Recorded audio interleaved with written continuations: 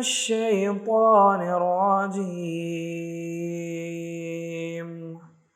بسم الله الرحمن الرحيم. الحاقة. ما الحاقة؟ وما أدراك ما الحاقة؟ كذبت ثمود وعاد بالقارعة. فأما ثمود فأهلكوا بالطاغية. وأما عاد فأهلكوا بريح صرصر عاتية سخرها عليهم 7 ليال وثمانية أيام حسوما فترى القوم فيها صرعى كأنهم أعجاز نخل خاوية فهل ترى لهم من باقية. وجاء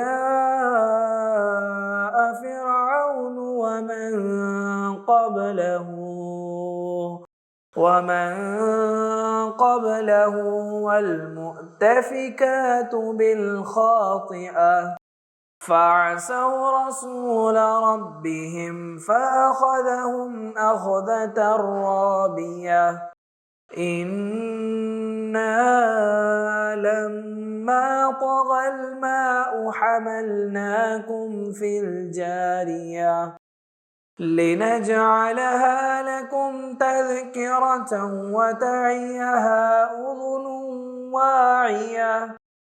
فإذا نفخ في الصور نفخة واحدة وحملت الأرض والجبال فدكتا دكة واحدة فيومئذ وقعت الواقعة. وانشقت السماء فهي يومئذ واهية والملك على أرجائها ويحمل عرش ربك فوقهم يومئذ 8 يومئذ تعرضون لا تخفى منكم خافية. فأما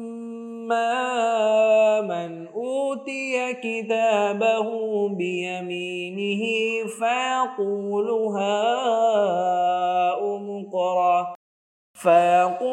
هاؤم اقرءوا كتابيه إني ظننت أني ملاق حسابيه فهو في عيشة راضية في جنة عالية قطوفها دانية كلوا واشربوا هنيئا بما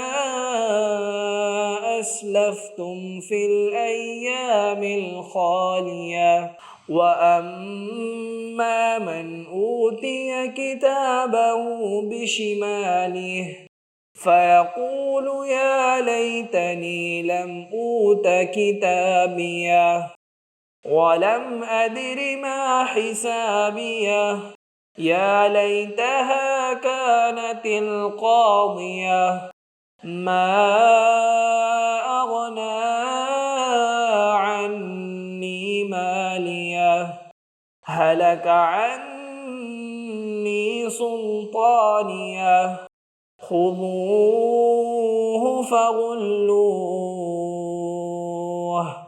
ثم الجحيم فصلوه ثم في سلسلة ذرعها 70 ذراعا فاسلكوه إنه كان لا يؤمنون بالله العظيم ولا يحض على طعام المسكين فليس له اليوم هاهنا حميم ولا طعام إلا من غسلين لا يأكله إلا الخاطئون فلا أقسم بما تبصرون وما لا تبصرون إنه لقول رسول كريم وما هو بقول شاعر قليلا ما تؤمنون ولا بقول كاهن قليلا ما تذكرون تنزيل من رب العالمين ولو تقول علينا بعض الأقاويل لأخذنا منه باليمين ثم لقطعنا منه الوتين فما منكم من أحد عنه حاجزين وإنه لتذكرة للمتقين وإنا لنعلم أن منكم مكذبين وإنه لحسرة على الكافرين وإنه لحق اليقين فسبح باسم ربك العظيم